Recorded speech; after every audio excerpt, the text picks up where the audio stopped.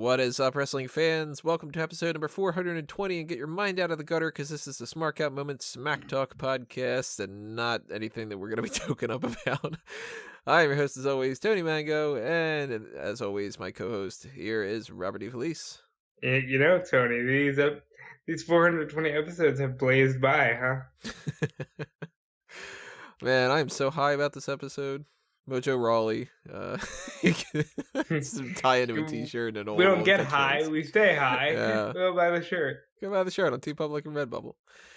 These are the hot tags, everybody. We are going to be talking about the same kind of stuff we usually talk about. The current events, the rumors, the news, the gossip, and everything else that went down in the world of pro wrestling and whatever is happening in the middle of there. Rob's his rainforest in the background there.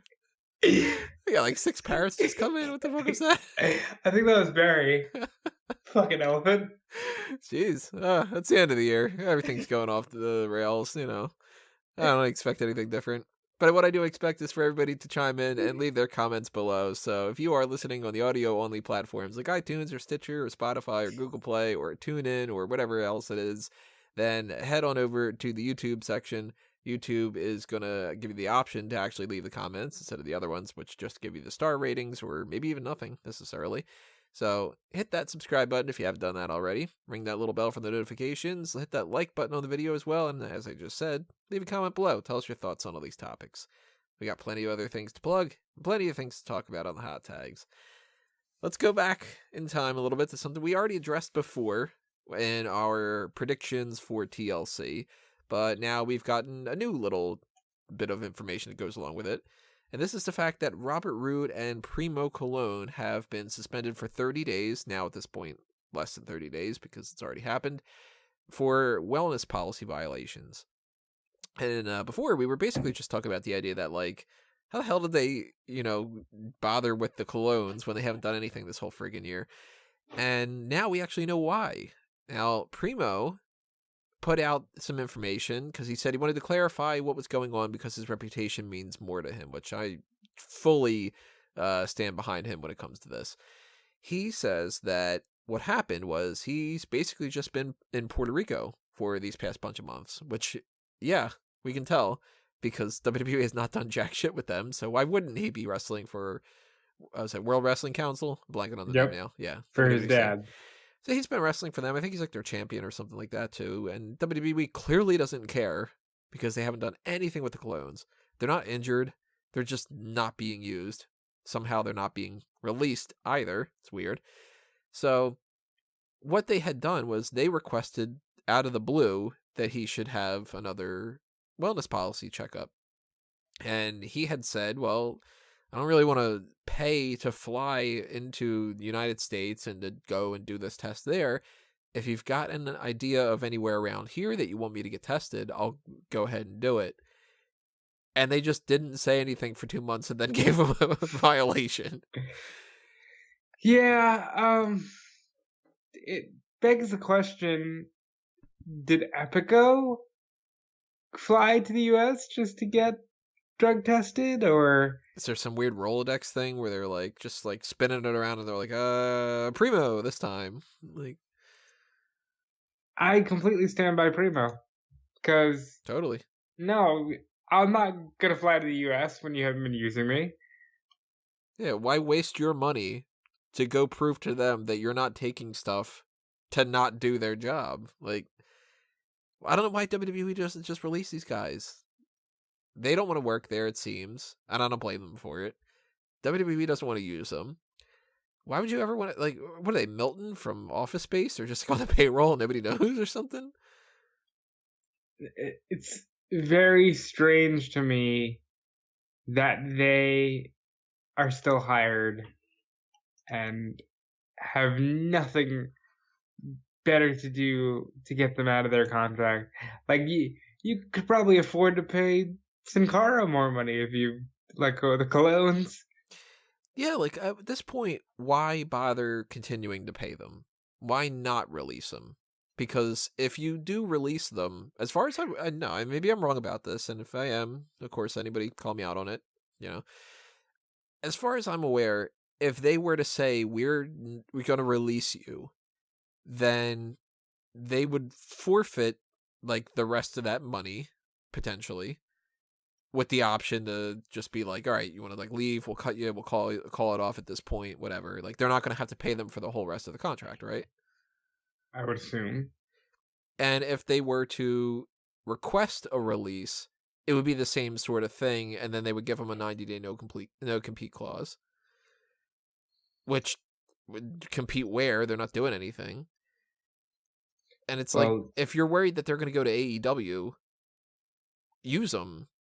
Or, you know, if they have value, use them. If they don't have value, let them go. Nobody cares about stuff that doesn't matter to them. You don't see people when it's like, you know, oh, we had this house fire, and we're so worried that, like, you know, we almost lost the kids and the dog, and now we got to start all over again with a brand new house. They're not like, that used napkin, no. You know? Come on now, like, just let him go. Why are you busting Primo's ass about a wellness policy thing? And if he didn't even take the test and stuff, then why are you violating him at the same time? Like, well, not violating him, that sounds awful. Like, why are you putting him down as a violation? He didn't fail a test, you know? Well, it's a failure to pee. So, I assume it's pee. It's a failure to provide a sample, I guess. I don't know. It seems wildly dumb. It also seems weird that this popped up at the end of the year, because like they haven't done wellness policy in forever. But actually, I want to get into this. JR said on his podcast, why shouldn't wrestlers be allowed to take steroids? It's a performance art, not the Olympics, or not professional football or something like that effect. Basically saying it's not a sport. Why can't they take PEDs? I mean, I can understand why WWE wants to at least put out the public image that they're trying to prevent anything from happening with, like, steroid issues, but realistically, yeah, they should be allowed to do that, because it isn't based off of some actual competitive thing. If you take out that, then it's just, I mean, people are allowed to use steroids to get bulked up at Hollywood for movies. I remember when the Benoit shit happened, and they, like, suspended 30 dudes. John Cena did an interview with CNN, and they asked him point blank, are you on steroids? And he said, I don't have to answer that. Like, I'm not an Olympic athlete. I don't have to tell you whether or not I'm on steroids. And just, like, anytime somebody says, I don't need to answer, I plead the fifth, it's like, okay, so it's yes. Which, yeah, but he's absolutely right. He doesn't need to answer. You know? It's a weird thing of like, well, we care about our performers. Do you? Like, because it's a like kind of contradictory thing. We care about our performers, but we don't want them to have health insurance, or like, you know, we want them to work their ass off too many days a year, or, you know, I don't see that much of a lighter house show schedule going on, or the things that I think ultimately would really probably matter more in the long run. Remember the Bailey interview from earlier this year, where she was like talking to Fox News or Fox Sports or something like that, and the woman point blank asked her, yeah, so you have a driver, right? Like a guy who drives you around? She's like, no. And the woman even said, oh, well, we need to draw you up some paperwork or something to that effect of like, yeah, that's not right. And then they pulled the interview. Yeah, because it's like, we don't want that bad reputation to come out. It's like, well, then stop having a bad reputation then, you know? Yeah, do something. Fix your job. Yeah, think about how many people over the course of this past decade alone have admitted how much better their careers are because they got a tour bus type thing. Punk says the tour bus saved his career. And he didn't even stay but for 3 years. Punk, Big Show, Orton, if I remember correctly. Yep. Makes you wonder why Lex Luger didn't enjoy the Lex Express. Yeah, why didn't he try to market it? Yeah. Be the figurehead of the whole thing and start a bus company. The Lex Express, we tour a bunch of wrestlers or something. God damn it, Lex, just go ahead and do it. Well, I guess he can't now, but maybe back then he could have. That's true. Yeah. It's just slap his face on the thing and have him do the interviews and stuff like that. Like, he doesn't have to actually like drive the bus, you know. He should be driving. Just like sitting there going like, I remember the one time that me and Yokozuna, and they're like, keep your eyes on the road, old man. Like, just kind of like, we paid you to drive, not to talk. The total package? No. Total chauffeur. Starts acting like Chris Farley and Billy Madison. Me and Miss Elizabeth, we totally got it on. Woo! I haven't seen that movie in a long time. You know, now you said Chris Farley, all I'm thinking about is, and that Yokozuna. Talk about a fat guy and a little kid. I thought you were going to go with that. You were thinking that Otis could just start doing that kind of stuff. Otis should do fat guy and a little kid. Just pull the next Chris Farley and it's just Otis. I felt so bad for Otis this past week, by the way, with the ham. Oh, yeah. I totally forgot to mention that on the whole TLC thing and stuff because they weren't a part of it, but yeah. He was so sad about it. Like, he gives you this lovely ham, and just because you're a vegan, you don't want to eat it, so you slap it on the ground, and now that pig died for no reason. Nobody can eat that ham. I know. First of all, Otis picked up the ham from the floor. To be fair, the ham didn't completely fall. I mean, it fell on the tray. True. It stayed mostly in the aluminum foil. Yeah, George Costanza would argue for it. It was hovering. God, I have to watch Seinfeld again, too. I'm going to run through that series for like the 20th time. But until then, we have a lot of grievances, and you're going to hear about it. Yeah. About many, many different things. Festivus is coming up 23rd. That's what it is. That's right. Yeah. So Festivus Raw. Happy Festivus in advance, everybody, since we're not going to be putting up a podcast on the 23rd. Are we not? Oh, I don't know. Probably not. I don't Doing know. the hot tags, actually, aren't we? yeah, the hot tags. All right, well, we'll wish you another one again. There's another grievance. God damn it, why are we doing hot tags again next week? Let's see what else we have here. The Primo stuff out of the way. Let's throw a quick plug out there. If you like us talking about the whole like movies and TV shows and stuff like that, then check out fanboysanonymous.com. I've had the fan feedback survey up for a couple days now, just a few, which by the way, go ahead and vote on the fan feedback survey. I'll talk a little bit more about that in a minute or so. But some people still, every year it seems, some people are like, no, I don't even know what Fanboys is. Fanboys Anonymous, I mean, I'm sure by now the people that are listening to the podcast know, because I talk about it each and every episode, but I'm still surprised that a lot of people don't quite know what that whole website's about. So by any chance, if you don't know, fanboysanonymous.com, that is my geek culture website. So if I ever do a movie review, you're going to find it there. I'm going to be doing one in the next couple of days. Thursday is when I'm seeing Star Wars, The Rise of Skywalker. Ooh, I can't wait. So there is a very good chance that I have a long-winded review point rant. Oh, I cannot wait.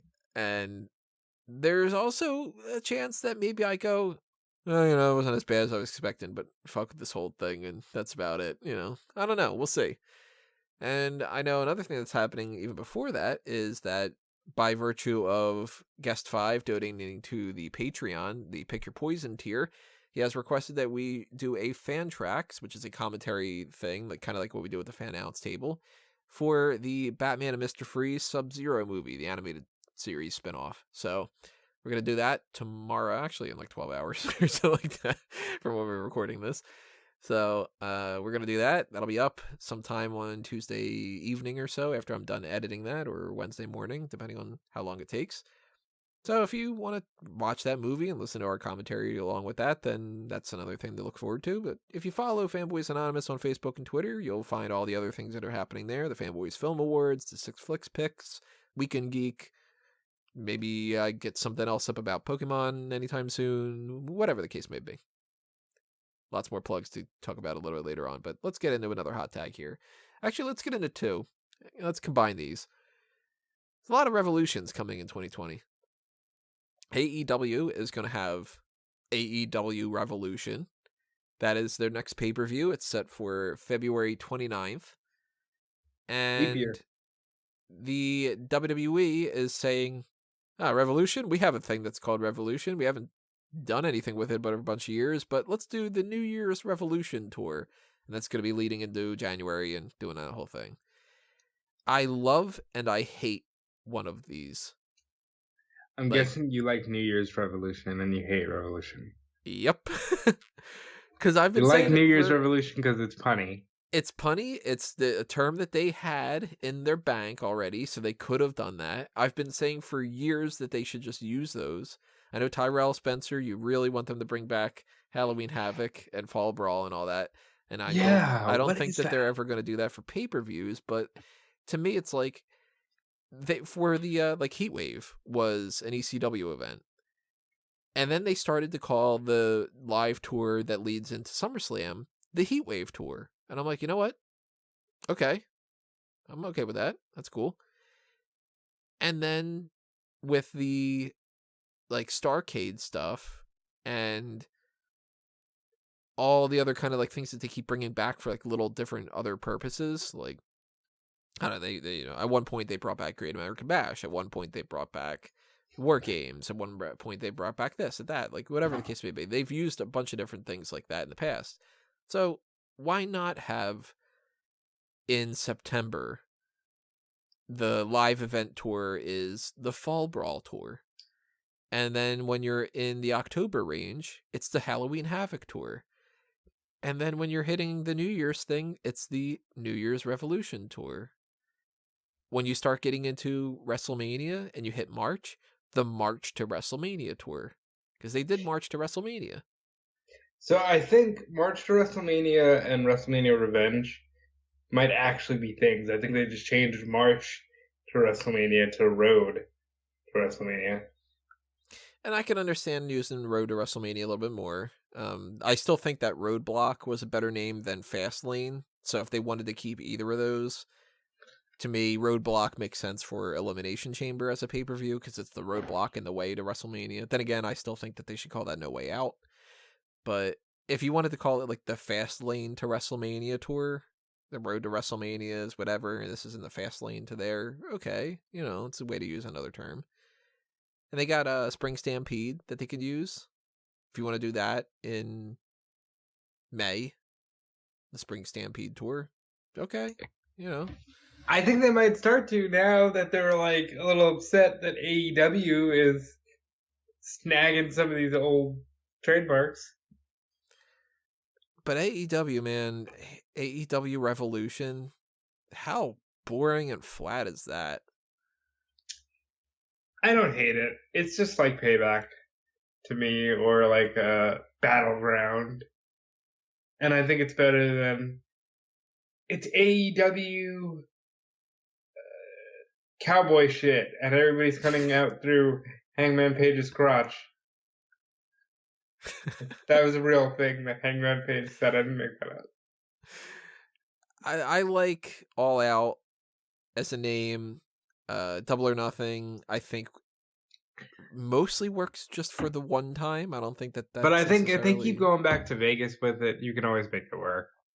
Yeah, I mean, if you want to keep the Vegas kind of gimmick behind it, then that can work. Full Gear, even though it sounds a little bit weird, I'm okay with it. Fighter Fest, I think, is funny. Eventually, at some point, it's going to be like, why are you still doing this? Fight for the Fallen, it makes sense as far as like a charity thing. Because of but what it's you're not... doing for the charity. Yeah, and it's like, okay, I don't really love the name, but at least it makes sense. Revolution's though, a lot better than Blood and Guts. Yeah, but that's not saying much. I mean, would you rather get punched in the face or shot in the face? Punch me in the face, but please don't do either of them, you know?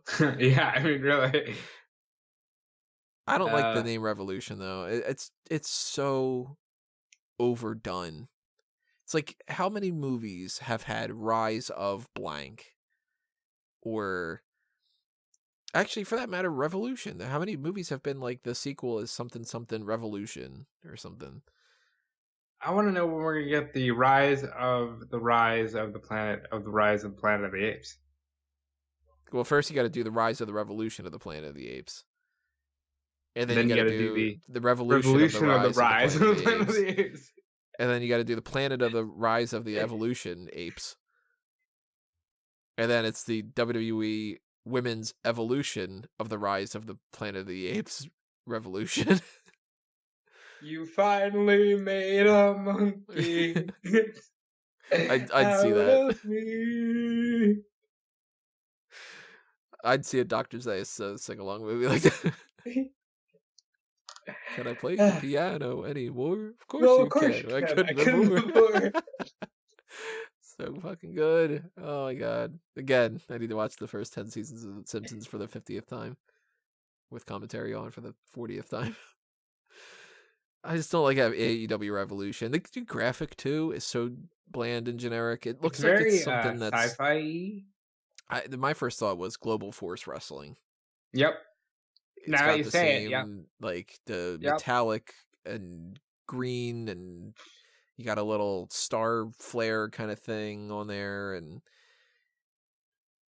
it might as well be GFW amped. And AEW.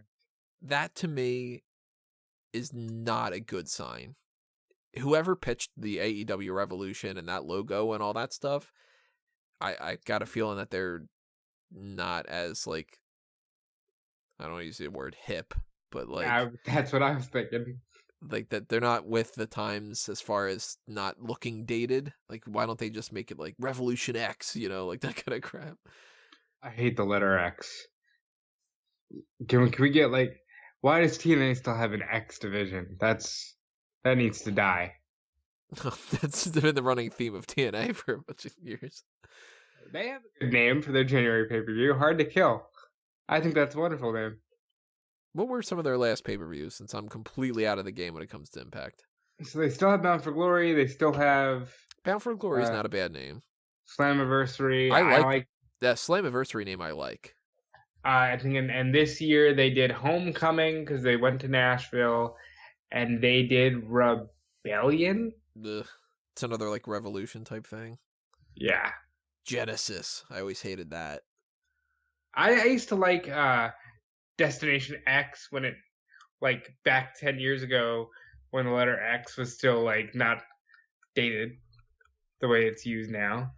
Just for the sake of it, I'm going to look up these names now from Wikipedia to go through these and say what names are decent or whatever. So, I like Slammiversary. I like Bound for Glory.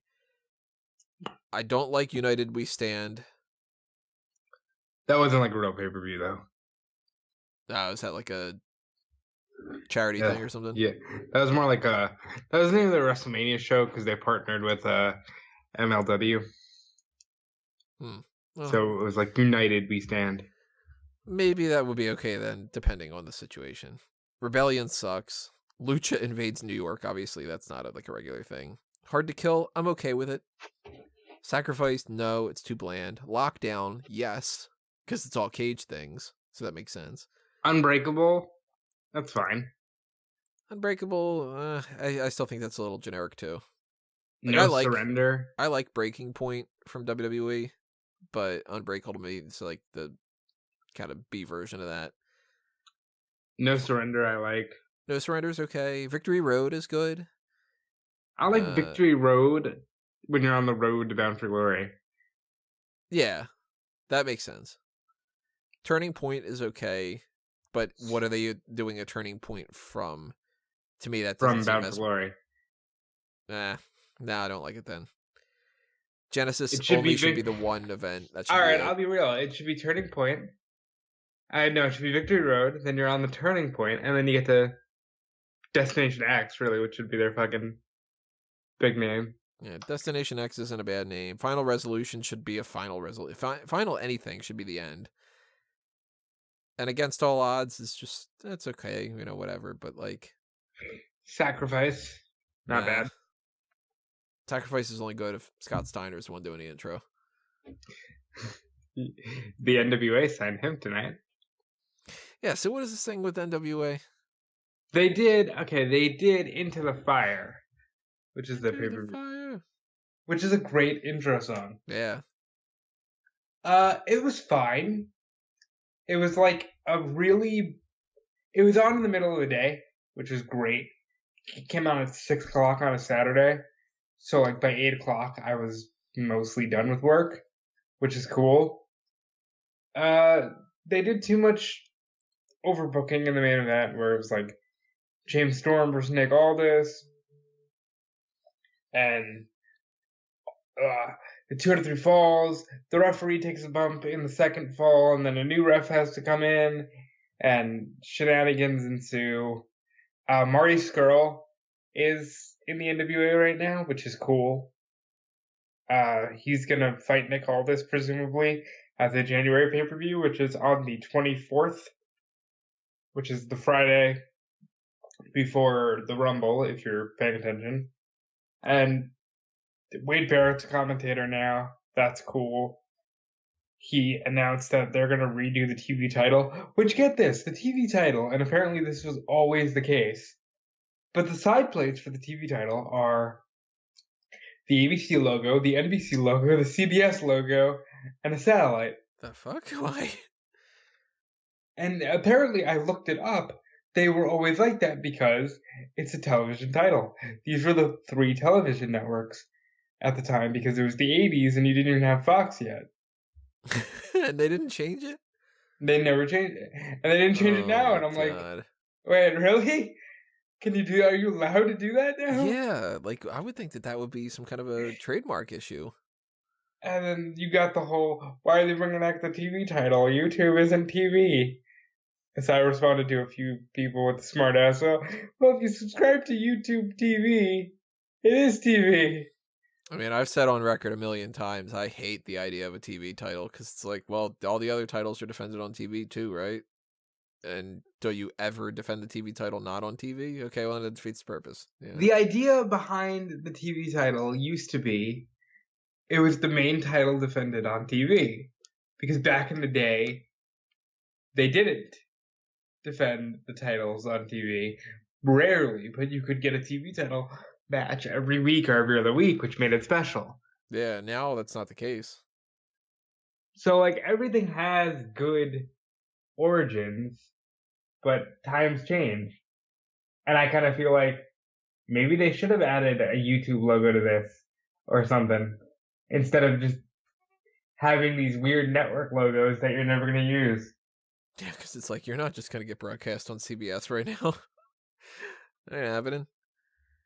But NWA did tapings tonight and last night. Scott Steiner's in the promotion, apparently. He's alongside Nick Aldis. Ricky Morton got a world title shot. He's like 60-something. Amazing. That's why. I'll tell you why. Into the fire! That's why. Going into the fire, and you gotta have, look, all jokes aside, I think the NWA is a fine product. They went way too far with aren't the 80s great? The 80s are cool. And we're real men. Yeah, that's mostly all this is thing, though. Yeah. So, do you think it's worth checking if anybody didn't see Into the Fire? I didn't watch it, so I don't know if I'm going to even bother to watch it at some point. I'd say no, if I'm honest. If you really like NWA Power, then maybe, but I would say no. You want to talk Ring of Honor since we talked NWA? Yeah, sure. What happened at Ring of Honor? Because I didn't watch that either. Yeah, Jay Lethal and Jonathan Gresham are the new tag champs. That was cool. You remember Jean-Pierre Lafitte? Vaguely. The Pirate. He fought Bret Hart on pay-per-view. He wore an eye patch. He was a Quebecer. It's a miracle. What's he doing? What's he up to? He's the world champion. Why is that a thing? Because fuck all, Tony. That's why. Because he had this fun novelty gimmick where he's like Frankenstein, and they restarted his heart with a car battery, and now I hate my job.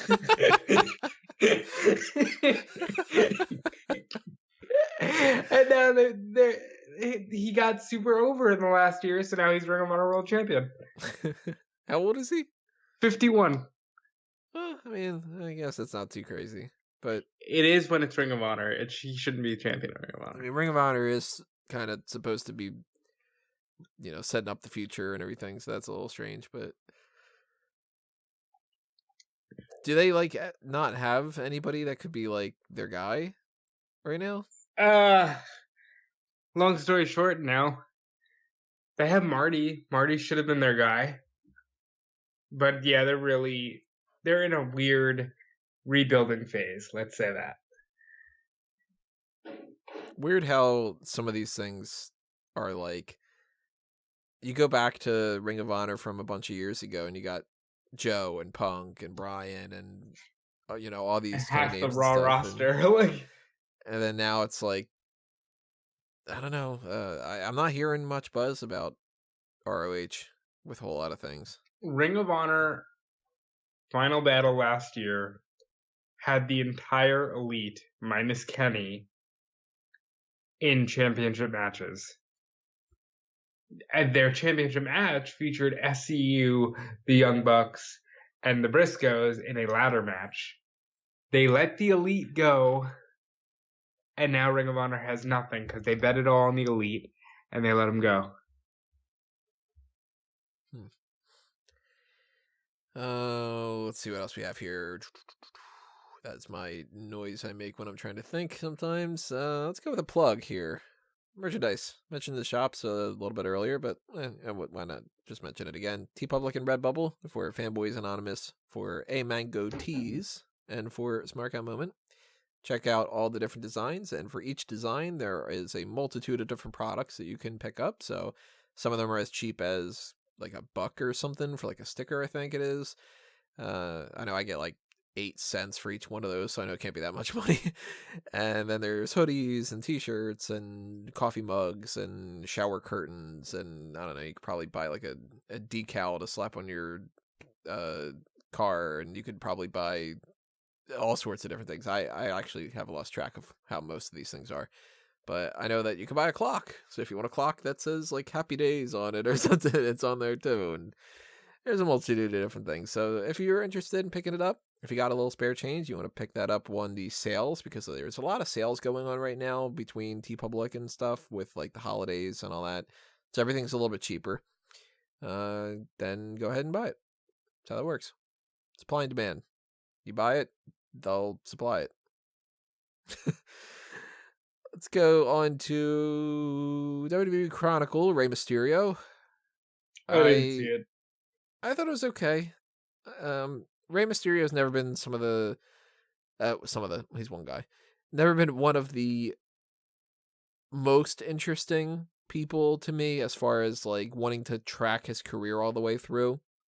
Like, I'm kind of always like 50-50 on Rey. Like, I appreciate how great of a competitor he is and how much he's been able to accomplish and all that, but there was a stretch of time where people were giving him praise when I didn't think that he necessarily should have deserved it. During that last stretch of his career before he left and took a lot of time off, I don't think Rey was performing well. And he was looking out of shape. He was not flying around the ring like he normally does. He was getting injured a lot. His promos have never been all that great. So there was a good stretch of time on Smark Moment where I'm like, oh my God, I don't want to see another Rey Mysterio match. But when Rey came back and he's looking great, he's doing better, I'm like, that's great. Like, I love Rey Mysterio. He's, put him in the Hall of Fame. Like, obviously he needs to be a headline Hall of Fame first ballot kind of guy. But even so, there's not a whole lot of people that I really would be interested in following their full careers. Even the ones that I like more than Rey Mysterio. Like, I'm going to be interested in The Undertaker. I'm going to be interested in Shawn Michaels. But even those two, my two favorites of all time, once you get back past, like, their WWF stuff, I'm like, yeah, I don't really care. That old school stuff is just not for me. So when it's like, well, back when we were in the NWA and we were wrestling at this place and we were over at this territory and, in the case of, like, Rey Mysterio, he's talking about, like, his time in AAA and all that. To me, I'm not all that into it, but I can see the value behind it. If you are a big fan of Rey, it's probably a great chronicle for you, because they do go into some of that stuff. And if you cover wrestling news, you probably got a poster too out of these quotes. Yeah, I mean, there's parts about how he got his name. He had been some other name. I couldn't quite catch what it was. Was he Mystices? No, it wasn't that name. Was he caristico? It was something that started with like a ka kind of sound. I don't know, like if it would have been like Calibri or something like that. That's just a font. But he had that name, and that's because his uncle Rey Mysterio had said you got to earn the Rey Mysterio name.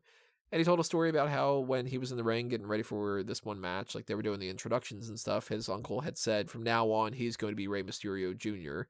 And they gave him a new mask, and he put that on, and that's when it was like officially now you're Rey Mysterio Jr. And it's like that's kind of neat, you know. Yeah, that's pretty cool. And there's a part He in it. was Colibri. Calibri, yeah, there you go. It is a font, and it is his name. So there's that part. There's a part in it where he's in, I think it's Mexico, and he sees that people are selling bootleg Rey Mysterio masks. And he's like, hey, how much is it for this one? And it's a Mil Mascaras one, and they said it's like 100 or something. And then how much for this one for a Rey Mysterio one? And it's like 350. And he's like, oh, it's more expensive than the Mil Mascaras one. Like, hey, Nice. like, you know. And he's like, can I see your documentation that you have the ability to sell these? Oh, shit. And of course, he's just busting their balls because what does Ray care? You know, they're not making a whole Yeah. shit ton of money. So, like, that's a cool little moment. And there's some stuff about Dominic. And how do you spell Dominic's name? Dominic, in terms of Mysterio, is spelled Dominick. CK. Okay, because they used a K in this one without the C. And I was like, I'm pretty sure I've been typing it out CK. And then I looked it up online for a couple different things, and it's all over the place. People are Dominic with just a C, Dominic with just a K, Dominic with both. I'm surprised at this point I haven't come across Dominic with like an L or an 8 or something. Hold on, there's only one true spelling, and I'll tell you what it is when I find it. It's going to turn out that it's just named as John. Oh, totally.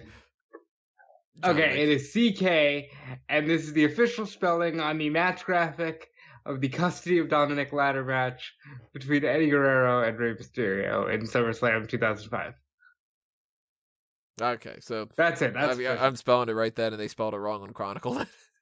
That's official. You don't get more official than a ladder match for the custody of a child. No, probably the paperwork for the custody of the child. It's a little bit more. No.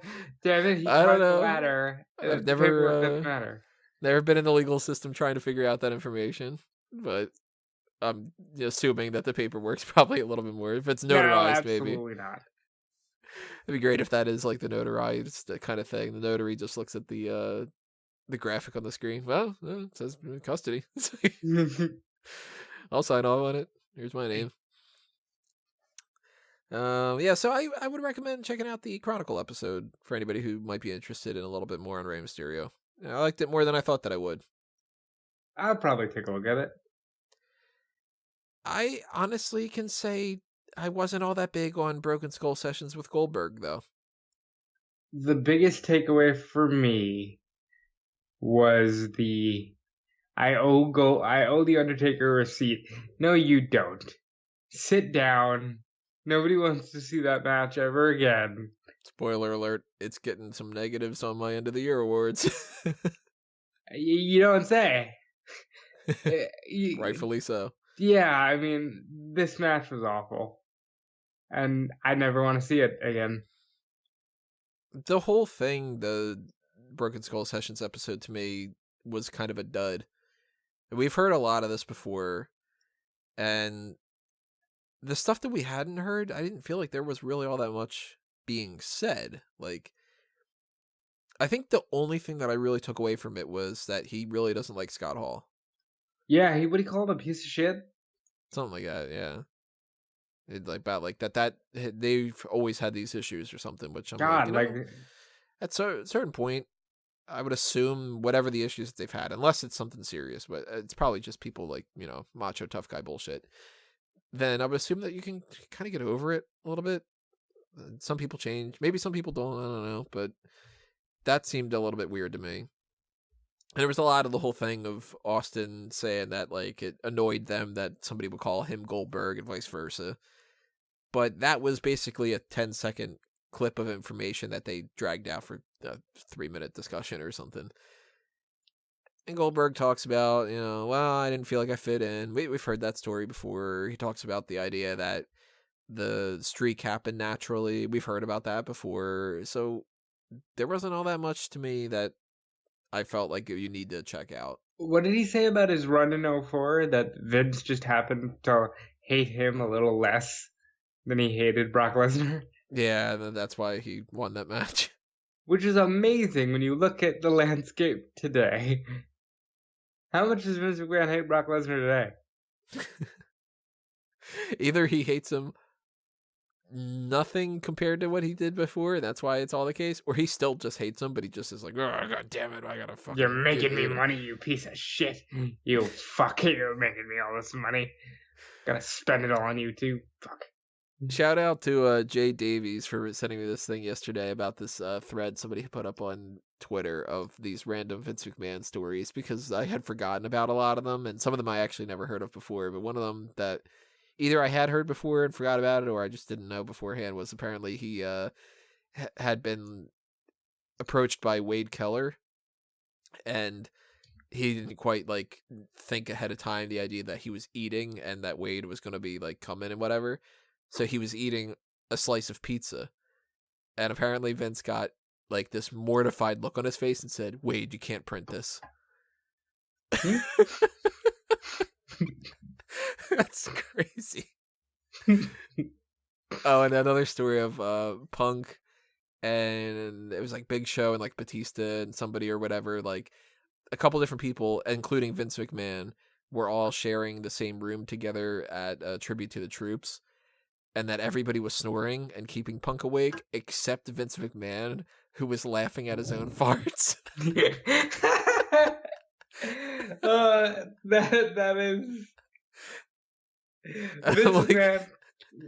There's two flatulence. I think there's two ways that this could go down, and they're both funny. One of them is Vince McMahon is asleep and farting, and in his dreams he's laughing at his farts.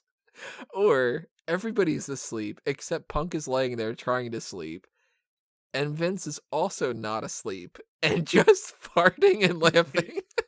Just he's by himself in the middle of the fucking night, just sitting there going. Oh, hey, Phil, pal, did you hear that? That was a wet one. Phil, did you hear how wet that was? Phil, you can't print this. Phil, go on TV on Monday and say Vince McMahon has the best farts. It's good shit. Yeah. Literally, that fart was so wet, I think I should. Vince is so weird. I gotta meet him at some point. What else we got going in here? Kofi Kingston's signed a new deal. He mentioned that on his podcast. Oh yeah, 5 year deal. That's cool.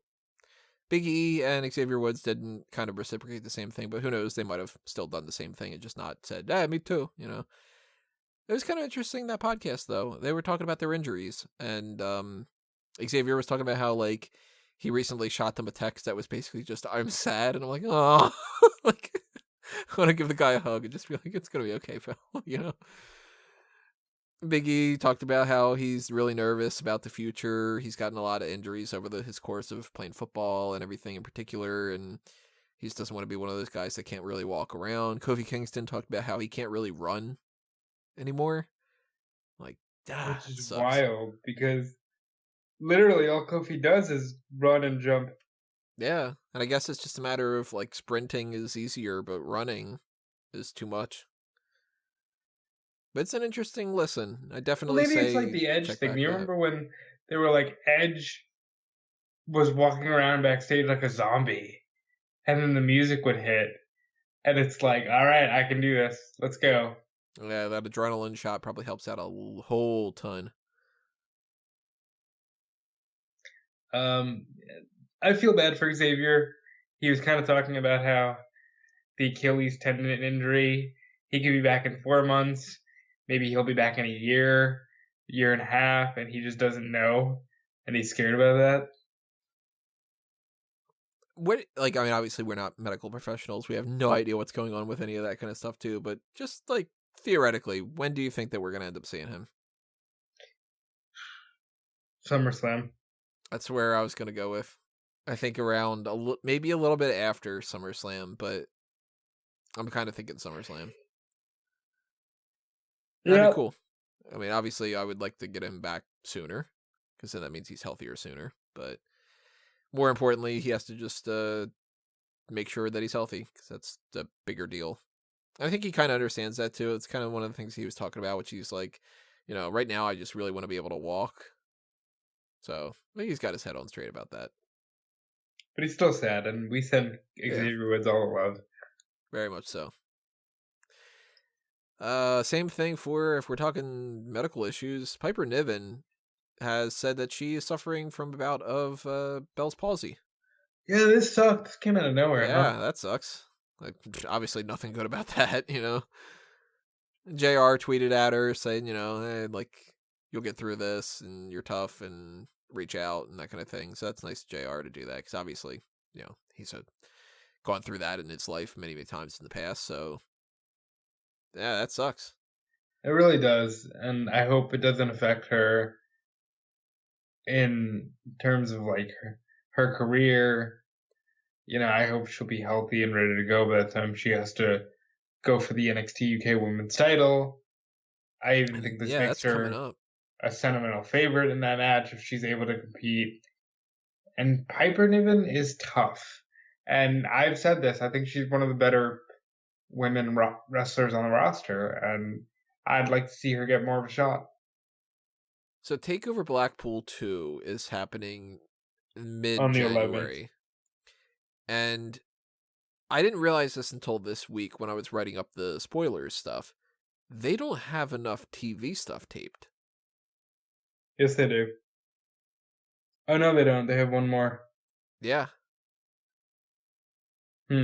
I don't see anything on the schedule that says that they're doing another set of tapings in the meantime. So I'm really curious how they're going to fill that gap, especially because that gap is going to include the go-home show for TakeOver. They'll probably do it. I can't tell you when, but they'll probably do another round of tapings, maybe like at a festival or in a little arena in I'll double check their website right now, because they might have changed something over the course of this little bit of time, but like I don't remember coming across anything that would have said that the NXT UK people are doing anything, let alone like a set of tapings and stuff. I see that they've added the New Year's Revolution Super Show graphic on there, and they've got just like NXT live events, and yeah, they don't have anything listed other than NXT stuff and Raw and SmackDown for the course of this next couple of weeks.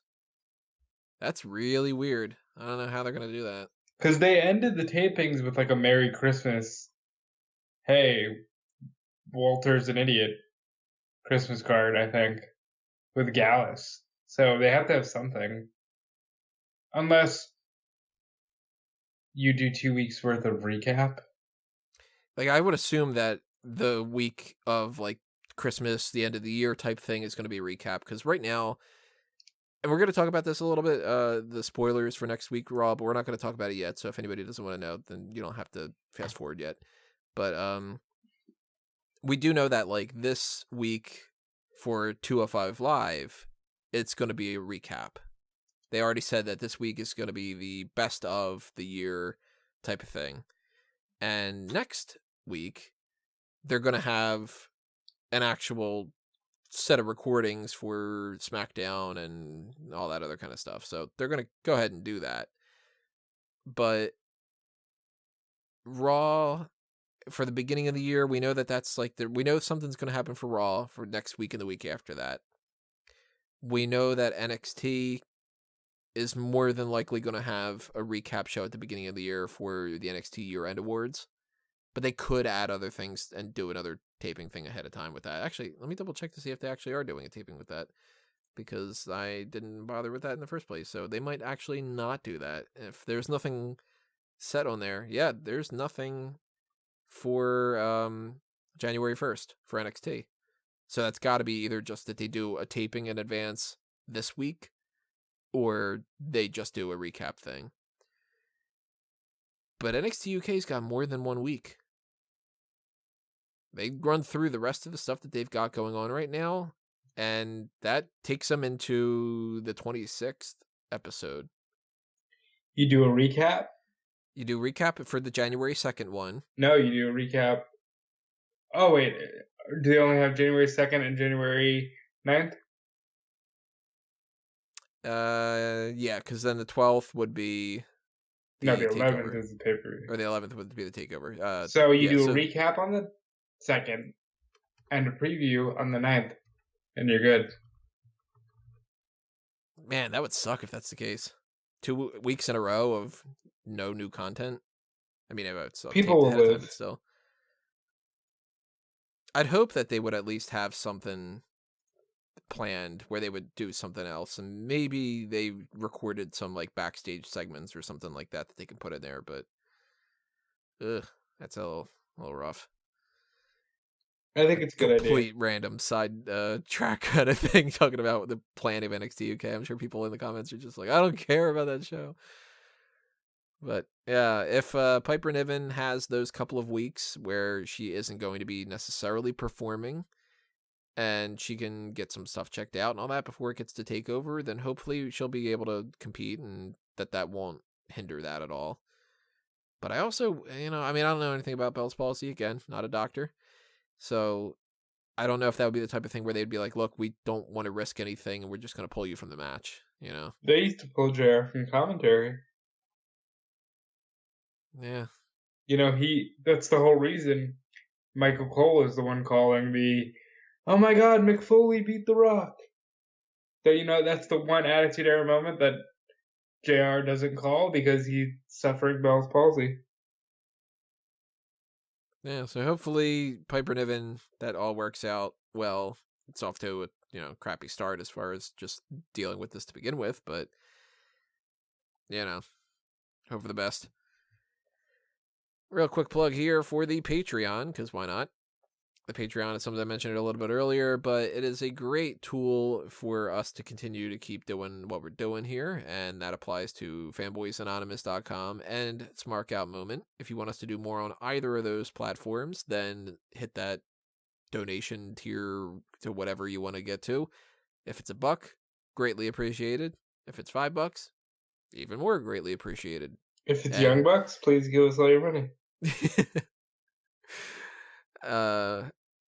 There's a couple different things that I still am in the process of tweaking and messing around with. I know that the Dark Cast thing is something I keep mentioning, and it's still on the back burner for right now, but I will eventually get around to doing that. And I think I might try to record something over the course of these next couple of weeks that's even just like a scramble type thing, and that actually might be the way that I do that going forward. I might just kind of be like, there's a couple random topics I want to talk about and see how that kind of goes. But I am considering swapping those tiers around, and it depends on what the feedback is on the fan feedback survey, because if plenty of people say that they're interested, but they think that the $20 price range is too steep, then maybe I'll make that the $10 one. I listen. But there is that, and if you want to do the Pick Your Poison tier, donate to that. Again, we're doing the Sub-Zero thing because of Guest 5, so thank you, Guest 5, for that. And thank you to everybody who has been a patron, or whatever you want to call it, a patron. I think it's patron, right? They are the patrons for donating to our Patreon. If you want to be Alberto El Patron, then, you got the spare change. But yeah, everybody who has donated in the past and or donates in the future, thank you very much. And we'll obviously give you more praise a little bit later on as well throughout this year. But yeah, thank you to that. And I mentioned a second ago, the fan feedback survey, that's up on the website. Check the little sidebar on the right-hand side, the right column of the website. There are links to that and the Smark Out Moment End of the Year Awards. And on both of those, there's ways for you to interact. The fan feedback survey gives you a chance to tell me what we should improve on Smark Out Moment. That's on both the website side of things and the podcast side of things. So that's questions like, what time of the day do you check out the content, so maybe I can put it up at different times. It's things about what do you think about the Patreon, what stuff is lacking from the website, what stuff would be more interesting on Smack Talk. Do you check Smack Talk on YouTube or elsewhere, so I know where people are coming from, and lots of different things. I do the fan feedback survey every year, and I tweak some things based off of what that is. So thank you to the people who have sent in their survey answers already, and thank you in advance to the people who haven't done that yet but are going to. The Smark Out Moment End of the Year Awards, of course, you have the option of voting for the best and the worst segment of the year and the co-host of the year. So fill that out as soon as you can. It better be me. I'm on every show. Thank you. You missed one of them. Yeah, well, listen, I'm still here, and a vote for me is a vote for America. A vote for Callum is a vote for T. You want to vote for T? You don't want to vote for T. Vote for me. Not vote for T or vote for me. We've had worse political slogans than people out there, so yeah, vote as soon as you can on that, because we are going to be recording the end of the year awards in advance, because why would we want to do that on Christmas? It's probably going to come up on Christmas, so we're going to do that a little bit here and there over the course of the next bunch of days, and we might start that on Wednesday, we might start that on Thursday. It's kind of all sort of up in the air a little bit right now, but I'm going to hold off as long as I can on that. But if you vote now, then you know that you got your vote in, and whether it's Thursday, Friday, Saturday, Sunday, Monday, whenever I shut off the poll, you'll already have that taken care of, and you won't have to worry about it not getting counted. So we have other hot tags, one of them being Sin Cara popped up in AAA using the Sin Cara name. Yeah, it didn't last long, did it, Tony? Shouldn't have, because he's under a 90-day no-compete clause, so if that's the case, how did he think that he was able to do that? He changed his name on Twitter, not his handle, but his actual name on Twitter to Cinta de Oro. And what does that translate to? Yeah, asking me well, let's find out, shall we? It translates to not Sin Cara. It clearly translates to not Sin Cara. Probably the exact opposite. It's probably with face. With face. Gold ribbon. Gold ribbon? Well, different culture. I don't know. If you name yourself Gold Ribbon, it might work. Does he at least have a gold costume? Well, if he doesn't, then that's annoying as shit. Apparently, that name was a legendary luchador name from the 80s and 90s, and apparently Sin Cara has been wearing that logo on his mask anyway. So, who knows? Now, they own, or at least that they used to, in theory, and maybe they just lapsed the ownership of it or something, the Unico name. I think they still own it. If I were WWE, and if it was something where they let it go and it passed by or something like that, I'd be like, you know what, just let them use Unico. We're not going to lose any money on this. Well, one of the commenters on eWrestling News says, Cinta de Oros translates to Mr. Forgettable. So shout out to you. What's the matter, you? What's the matter, you, Sin Cara? Mr. Forgettable. Listen, I think it's cool. Good for him. He wanted to wrestle. He's gonna get a chance to wrestle. What more can you want? Oh, if you're WWE, you're gonna want him to not use that name. That's for sure. He shouldn't have used the name. Yeah. I mean, he should have came out as Mr. C's. And then Caristico. And what's the guy's other name now? What's his name? His name now is Caristico. But I thought he had another one after that. He was Mystico, and then when he came back, it was Mystico, Z's. then Sin Cara, then Mr. Z's, and then Caristico. But didn't he also have another one? I thought he had another one on top of that. We're gonna check. Another one that was close to the Mr. Z's thing. Probably Mr. Zizico. Just keeps adding extra Z's to it. Mystico. You know, like, apparently the reason he didn't just come back as Mystico is because he, Didn't own it. well, in Lucha Libre, when you leave, they just put somebody else under the mask and, go fuck yourself.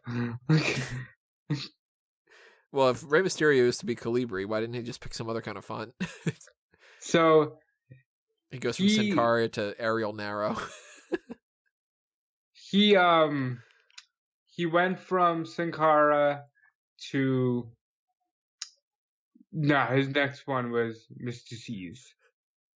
I thought he might have had one afterwards, but no, it's looking like his next one was Caristico. And he's still using that one? Yeah. Oh, much better than Mr. C's. I don't know what Caristico means, but that Mr. C's Well, name is just blah. It's a mashup of Sin Cara and Mystico. Yeah. It's Caristico. Oh god, what's the name of the dude in WCW that had oh god, it's gonna bug the crap out of me. I don't even know how to like explain it. He had a mask on and Silver King. No, it wasn't him. He looked like he was, if I remember correctly, that he had like something black on top of his mask, like he had like a hat on too or something. Silver King. I promise. Oh god, it's I can think of everybody who like it wasn't obviously Juventud, it wasn't Psychosis, it wasn't Ciclope or La Parca. God, why can't I think of this dude's name? Nope, I know who you're talking about. I have the picture in my head. He had like a white or silver mask and like a black hat on. And when we were talking about Caristico, it reminded me, because I think he's got a name that sounds something like that. It's gonna bug the living crap out of me. We're not going anywhere until we. I don't care if this is a 5-hour-long hot tags. We're figuring out who this guy is. It's not Ultimo Dragon. I'm looking at a list of people right now. Super Callow. This guy looks like the 99-cent store equivalent of a luchador. It's picked up a couple of things at the store and just was like, I don't know, this is my costume. It's sunglasses and some kind of silver pantyhose or something. And why the fuck am I thinking of Super Callow in December 2019? I don't know. Hot tags. Because talking about all the brand new types of stuff going on. Because he's Super Callow. Super califragilisticexpialidocious. Okay, that's enough. Is that enough? I don't know. Tell me in the comment section below. Supercalifragilisticexpialidocious and the Kabuki Warriors are late year entries for like the inside joke of the year. Still waiting on some kind of a graphic of Kabuki Warriors. Any updates on the Kairi Sane situation, by the way? She's not cleared. Because, today that's been a story where it's like, she's not cleared, she's cleared, no, she isn't. She's injured, she's got, everything's okay, thumbs up, She put out a thumbs up. The Becky and Charlotte immediately tweeted, you're a true warrior, you're a badass, which lets you know that it's real, because they always do that camaraderie thing. And it looks like they're going with Asuka and Becky at the Royal Rumble. So we're full circle, boys and girls. Yeah. Well, what was the thing with Kairi saying that they were worried about? Was it the powerbomb through the tables? I saw a few different things. One was like, it's the powerbomb. One was like, it's the throwing of the monitors when I hit her in the back of the head. And then one showed she jumped off of the ropes and tried to splash Becky through a table and just hit her face on the table. I remember the thing where Charlotte had moved, right? Yeah. That spot. Yeah, I remember that one looking a little bit strange. Either way, I mean, beat the crap out of yourself, then hopefully walk away with it with not a whole lot of scars and everything. So hopefully Kairi Sane's okay. What else we got going on here? We've got some promotional stuff for NXT and AEW. NXT has said in advance that the Adam Cole and Finn Balor match is going to start off the show, and that it's going to be commercial free. And AEW responded with, just like Kenny it is Omega. every week. Yeah, Kenny Omega and Hangman Adam Page against, what is it, Lucha Brothers, I think? Lucha Brothers, and that'll be commercial free. Which I said right off the bat, even if it's a 7-star match, one isn't as important as the other because the other has stakes. Yeah. And this one doesn't. And it's people that people want to see, too. It's not like it's if you would have stakes put, because it's like a number one contender spot between, I don't know, Joaquin Wilde and Leo Rush. Danny Burch for the NXT Cruiserweight Championship, where it's like, yeah, it's got stakes, but like realistically, who's gonna? It's Adam Cole and the guy who challenged Brock Lesnar this year at the Royal Rumble. Yeah, a The guy former who won the Universal Intercontinental title this year at WrestleMania.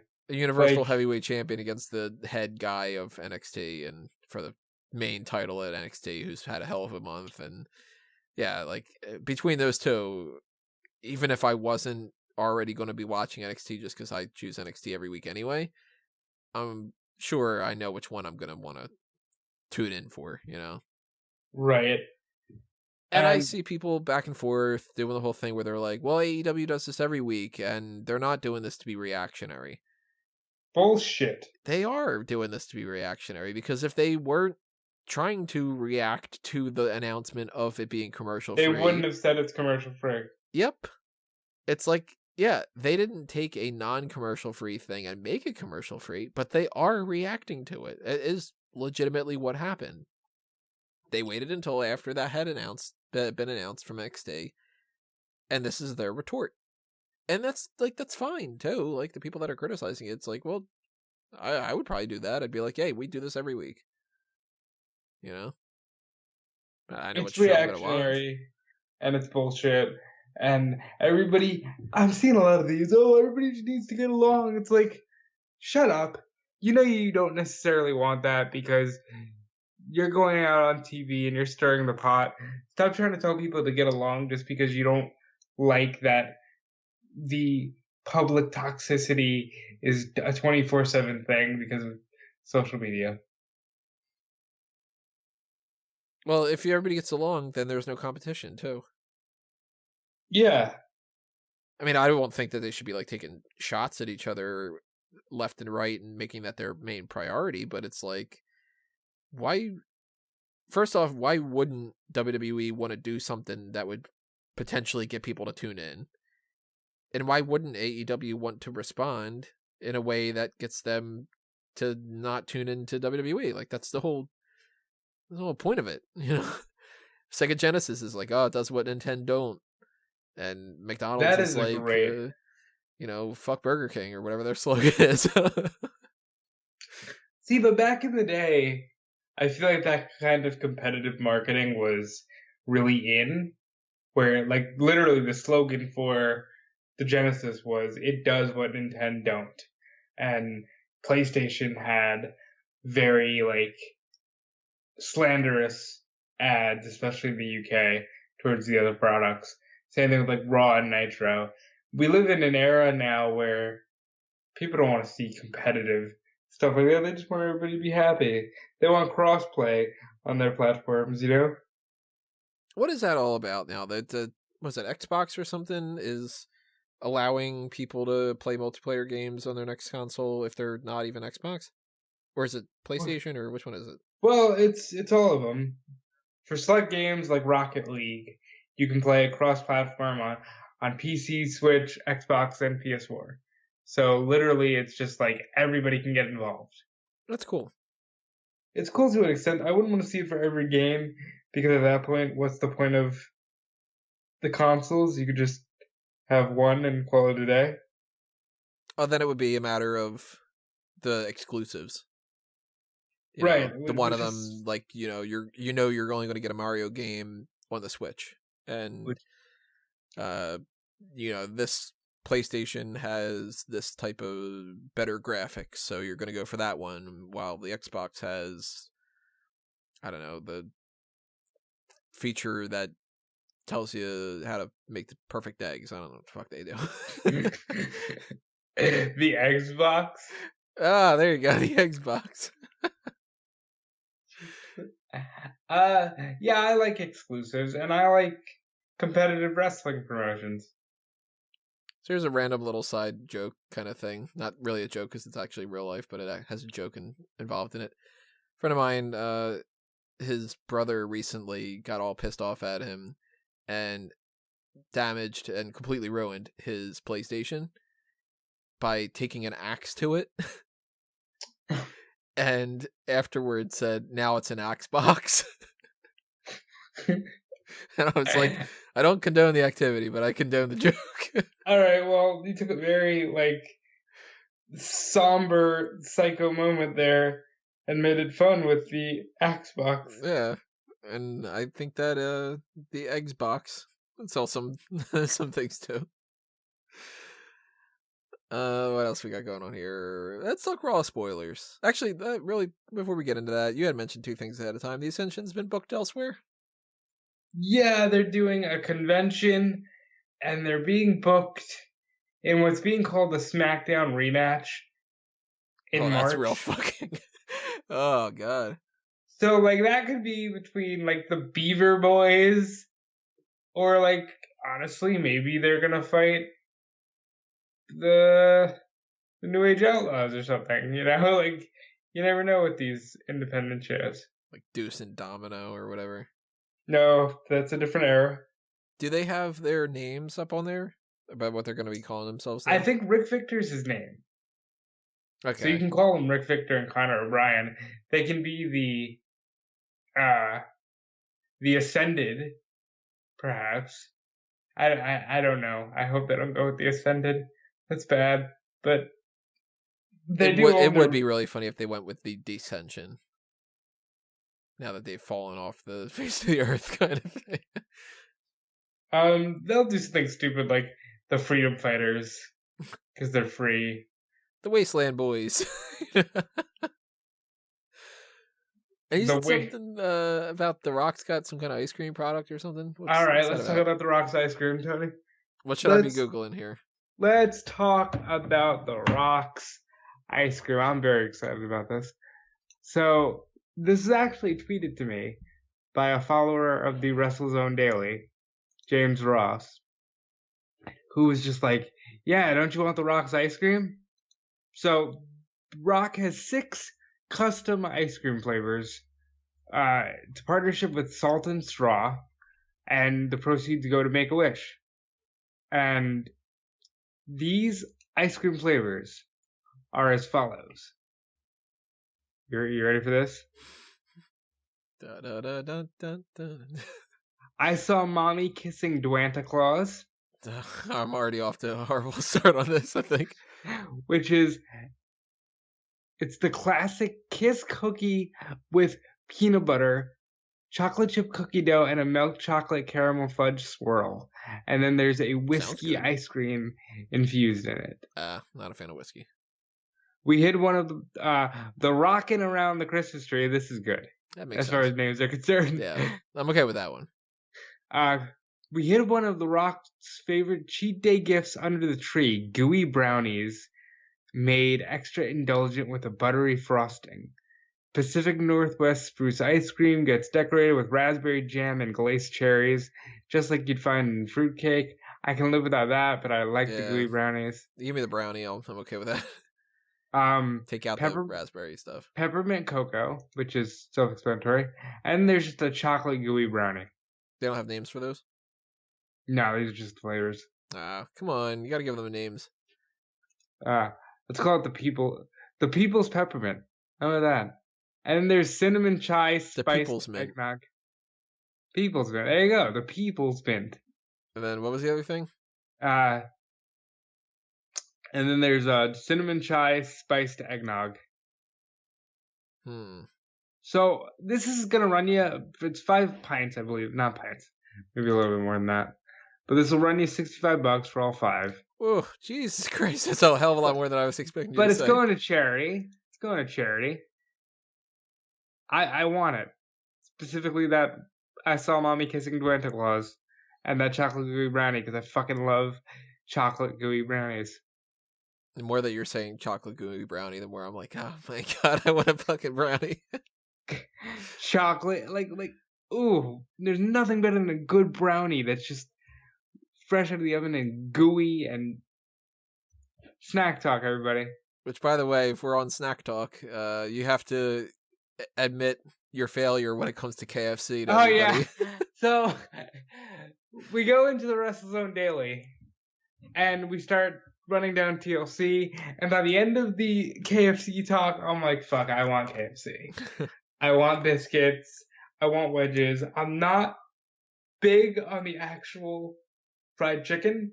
You ever have something once and it just doesn't sit right with you, so it's ruined for you forever?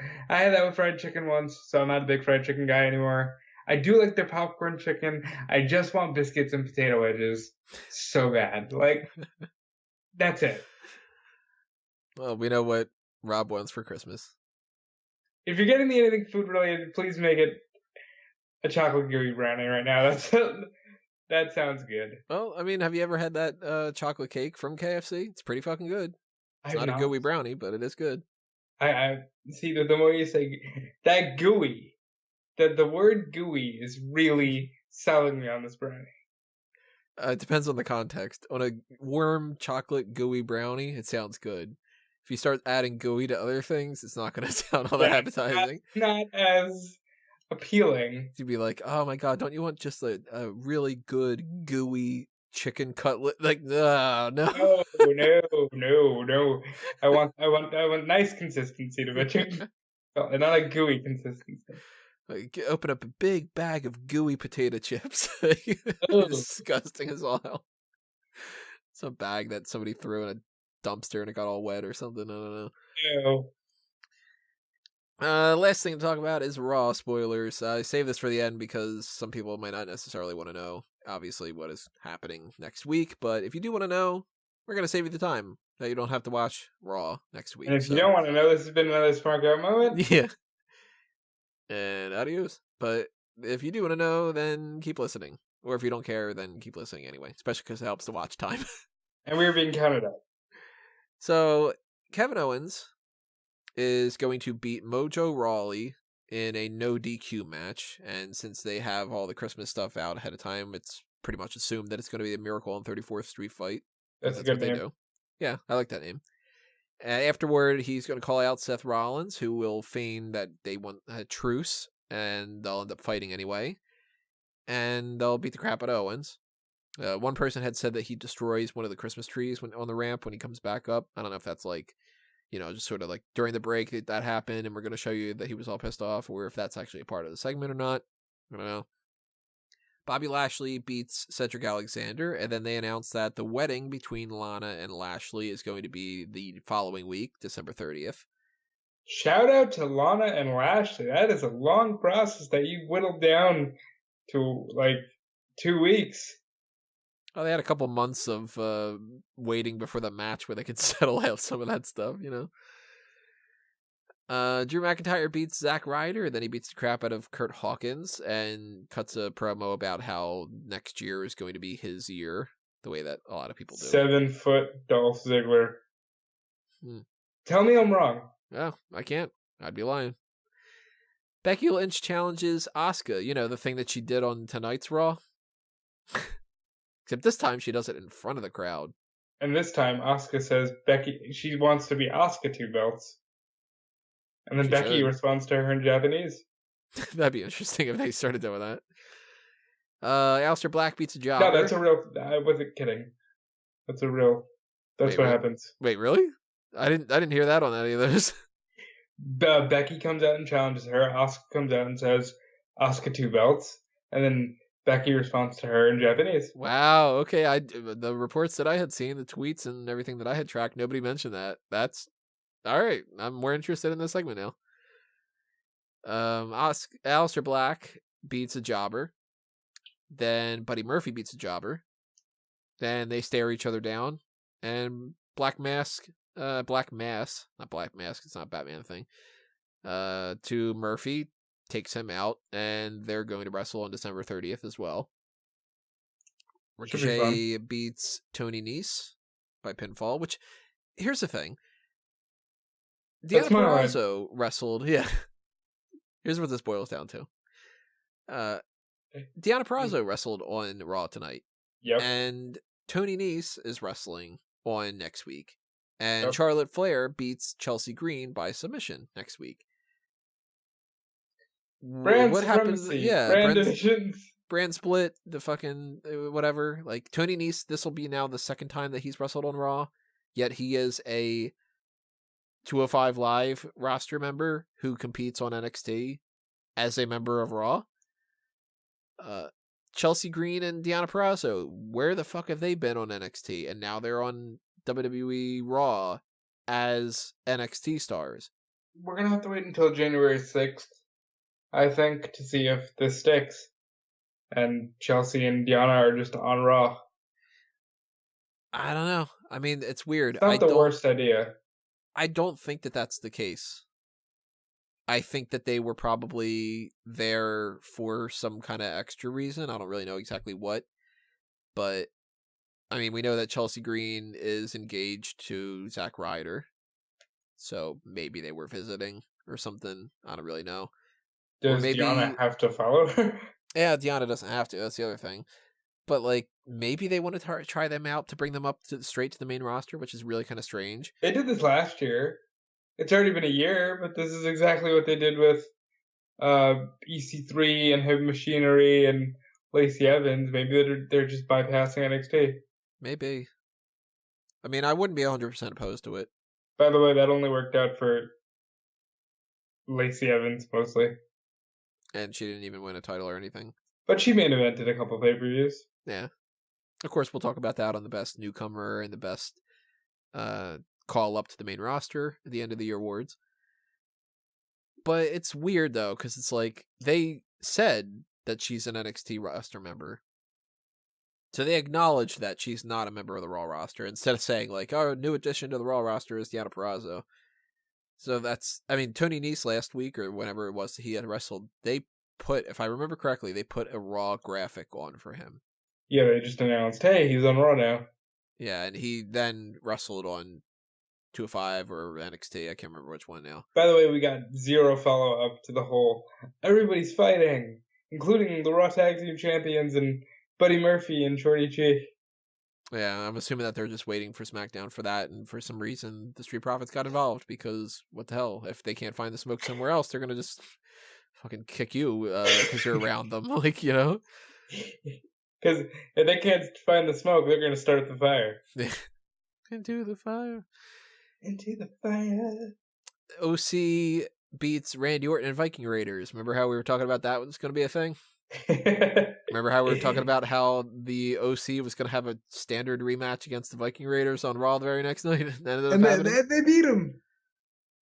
What the hell was the point of that? Eric Rowan beats another jobber. Rusev beats No Way Jose. Then he says that he's happy that Lana and Lashley are getting married, and that the best punishment for Lashley is to marry Lana.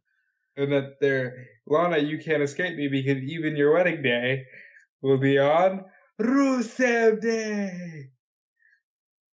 And then Rey Mysterio retains the United States Championship over Seth Rollins by disqualification, because AOP gets involved.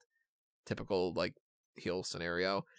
But interesting enough, the reports are saying that what they did afterward is they wanted to put Mysterio through the commentary table, and Samoa Joe specifically didn't budge.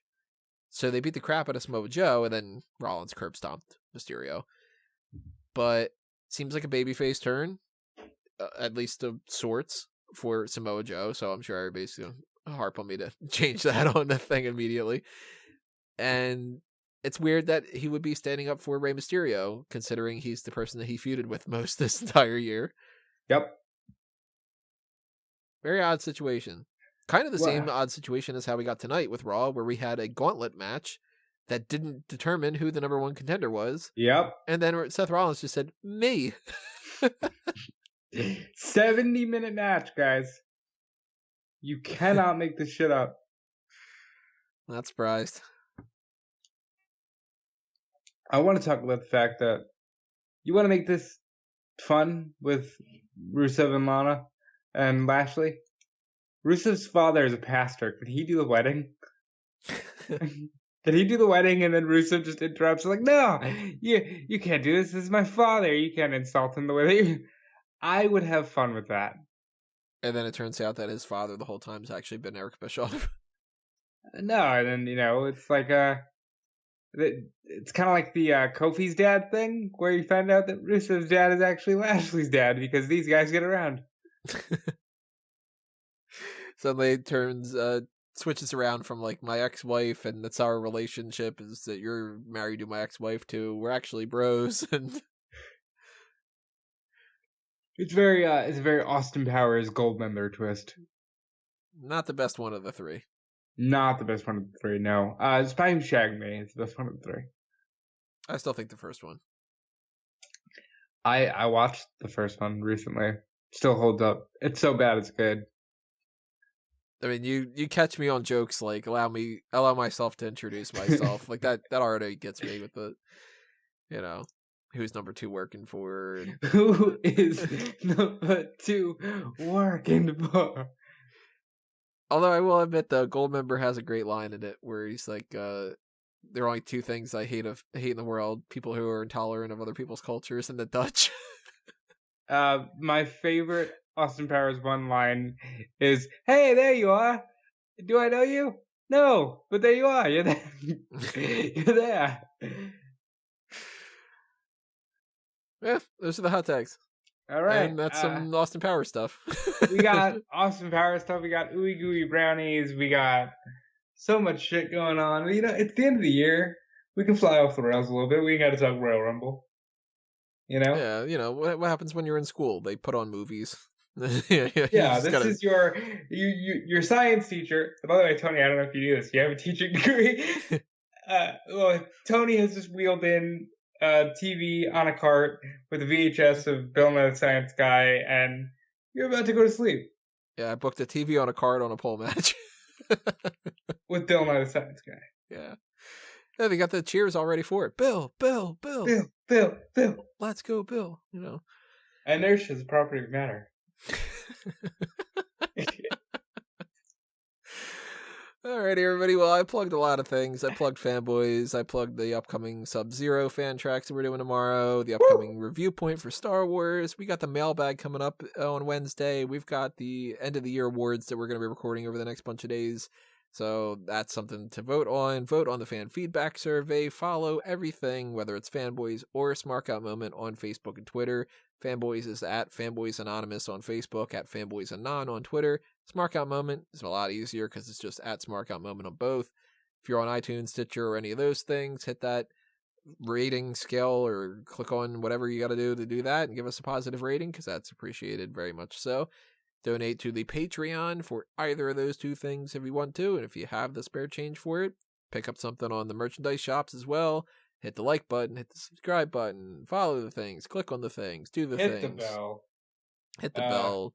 Smash the whatever. Smash the like button. Comment down below. Punch your neighbor in the face. Whatever it is, it goes along. Especially if he's Flanders. Yeah, sometimes you gotta just learn them something. If you want to follow me, I'm at Dude Felice everywhere. Go to robertdfelice.com to see all of my latest articles across WrestleZone, Fightful, eWrestling News, my archives content. Some of it is up there. Smark Out Moment. It's all good. We're all good. We're going to get a little chilly tomorrow. We're all good here now. How are you? I'm good. And I guess that's going to do us in. So again, thank you for listening to this, everybody. That's Hot Tags number 420. Woo! And we will see you next time. This has been another Smark Out Moment. And we're being counted out.